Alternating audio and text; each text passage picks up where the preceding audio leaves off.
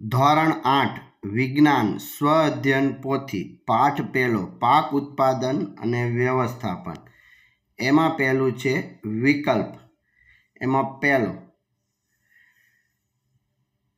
આપણા દેશના જુદા જુદા ભાગમાં વિવિધ પ્રકારના છે ઉછેરવામાં આવે છે વિવિધ પ્રકારના પાક ઉછેરવામાં આવે છે તે અનુસંધાને નીચે પૈકી કયું તારણ વધુ યોગ્ય હશે? તો પહેલું અને બીજું તારણ આપેલ છે, તો જવાબ આવશે બી, ફક્ત બીજું સાચું છે. બીજો પ્રશ્ન, આજથી 10,000 વર્ષ પહેલાં માનવી જે જીવન જીવતો હતો તેની સાથે નીચેનામાંથી કઈ બાબત સંકળાયેલ નથી? તો ડી, તે સ્થાયી ખેતી કરતો હતો. ત્રીજું, બીજની વાવણી કરવાનું સાધન? તો સી, સીડ ડ્રીલ. ચોથું, કૃત્રિમ ખાતર યુરિયા અને કુદરતી ખાતર? તો બી, છાણિયું ખાતર. 5, કુદરતી ખાતર તો ખાલી જગ્યામાં આવશે બી, પ્રાકૃતિક પદાર્થ છે જે વનસ્પતિ અને પ્રાણીઓના વિઘટનથી પ્રાપ્ત થાય. એની પછી, ફળ આપતી વનસ્પતિના બગીચામાં પાણી આપવાની સર્વોત્તમ પદ્ધતિ? તો એ ટપક પદ્ધતિ.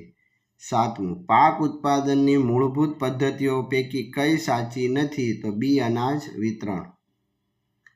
એની પછી 8, નીચેનામાંથી શામાં અનાજનો સંગ્રહ ન કરી શકાય? તો ડી, ભેજવાળી જગ્યામાં.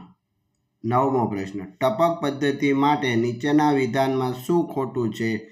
તો સી, આ પદ્ધતિમાં પાણીનો વ્યય થાય. 10મું, આપેલ ખેતી પદ્ધતિઓનો સાચો ક્રમ?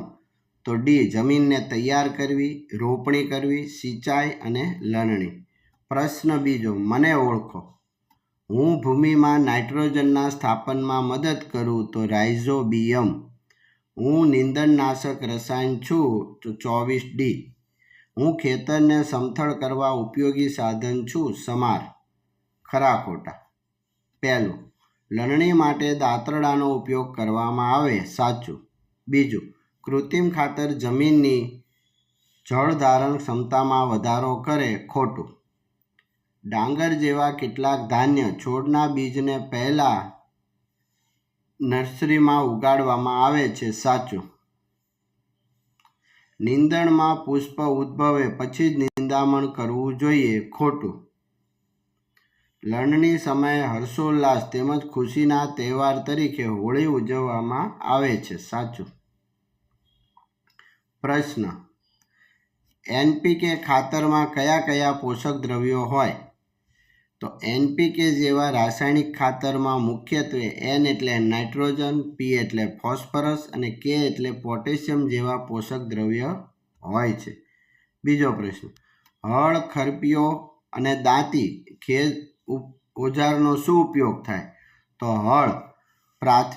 પ્રાચીન સમયથી હળનો ઉપયોગ ભૂમિમાં ખેડાણ, પાકમાં ખાતર ભેળવવા, નીંદણ દૂર કરવા તથા માટી ઉપર નીચે કરવા થાય.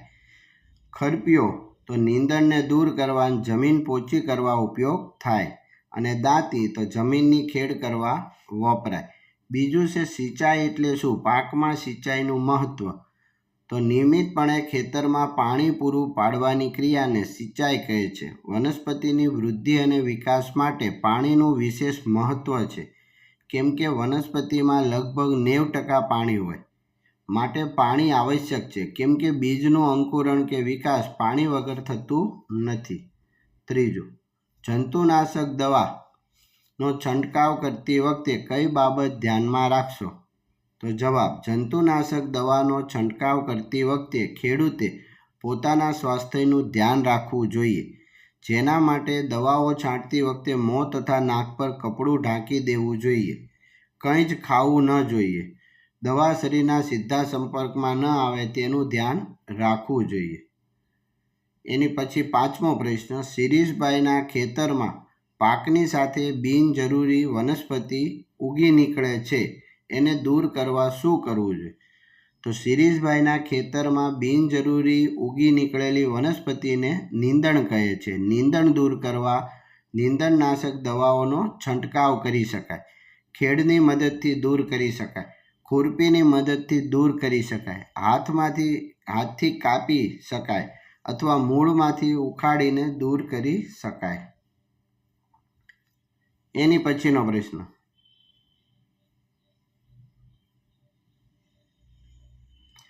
તમારા ઘરમાં અનાજનો સંગ્રહ કઈ કઈ રીતે કરવામાં આવે છે? તો અમારા ઘરમાં લોખંડના પીપ અથવા સ્ટીલના મોટા મોટા પીપ અથવા ડબ્બામાં લીમડાના પર્ણો મૂકીને અનાજનો સંગ્રહ કરવામાં આવે છે.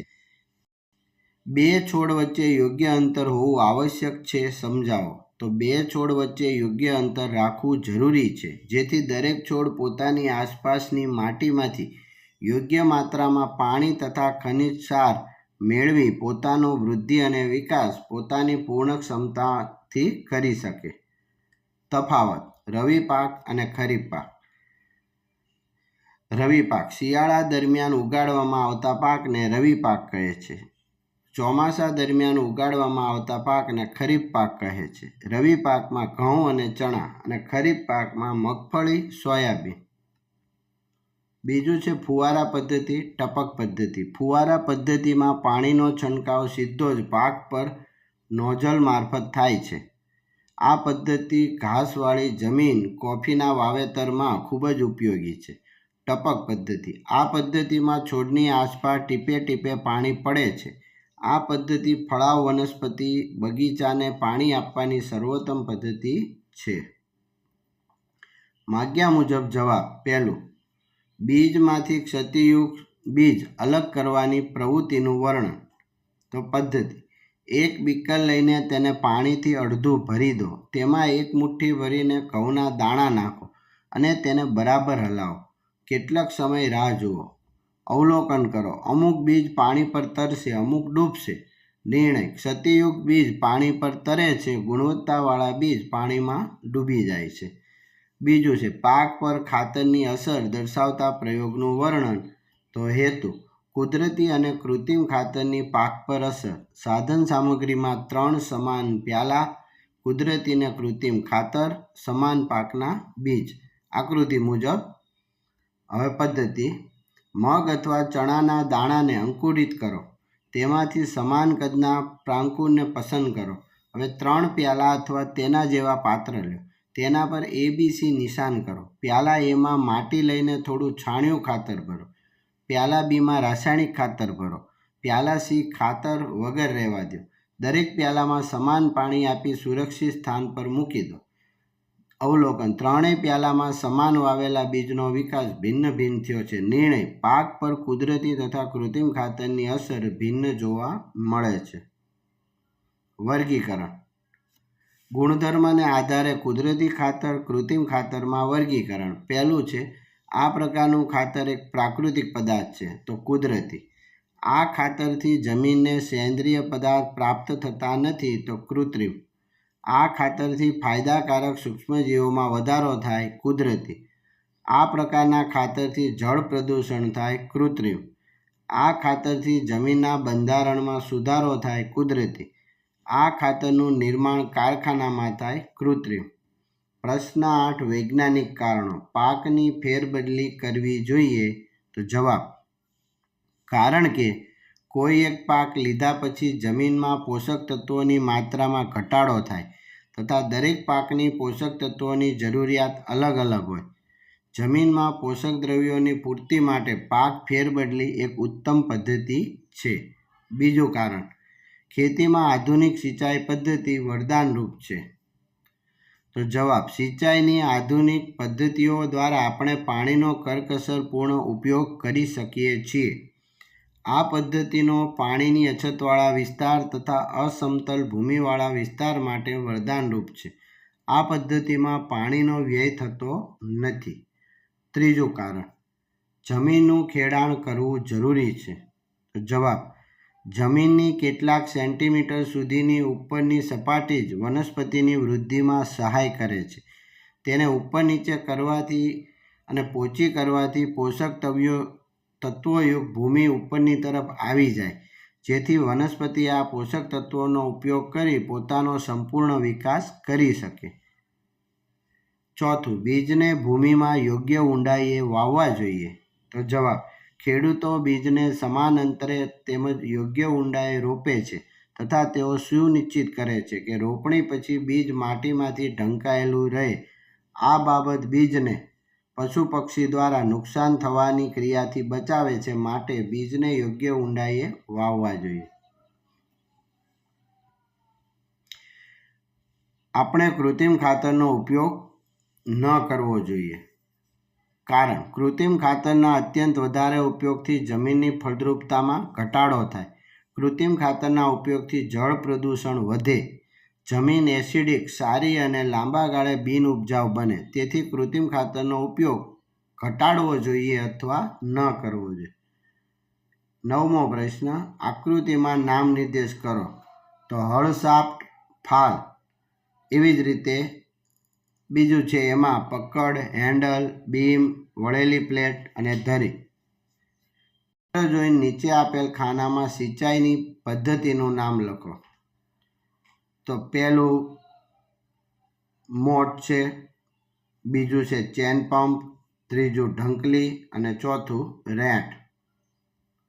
ક્ષેત્રીય મુલાકાત. તમારા નજીકના ખેડૂતની મુલાકાત લ્યો અને એને પ્રશ્નો પૂછી એના જવાબ. તમે કયા ખેત ઓજારોનો ઉપયોગ કરો છો? તો હળ, વાવણીઓ, દાતરડું, ખુરપિયો. તમે કયા પાક લ્યો છો? તો ઘઉં, ચણા, બાજરી, મકાઈ. તમે પાકને કયું ખાતર નાખો છો? બધા પાકમાં છાણિયું. તમે નીંદણ દૂર કરવા શું કરો? તો ખુરપીની મદદથી નીંદણ દૂર. તમે પાકનો સંગ્રહ કેવી રીતે કરો? તો મોટા પીપળામાં સંગ્રહ કરીએ છીએ. 11મો પ્રશ્ન, સિંચાઈના સ્ત્રોતના આધારે જોડકા. તો પહેલામાં બી, બીજામાં ડી, ત્રીજામાં એ અને ચોથામાં એફ, પાંચમામાં સી, છઠ્ઠામાં ઈ જવાબ આવશે. ફકરો વાંચી પ્રશ્નના જવાબ. પહેલું, કુદરતી ખાતરથી કયા કયા ફાયદા થાય? તો જવાબ, કુદરતી ખાતરથી જમીનની ફળદ્રુપતા અને બંધારણ જળવાઈ રહે, તેમજ જમીનમાં ફાયદાકારક સૂક્ષ્મજીવોમાં વધારો થાય. કુદરતી ખાતરમાં પાકેલા અનાજ અને વિવિધ પાક સારા થાય.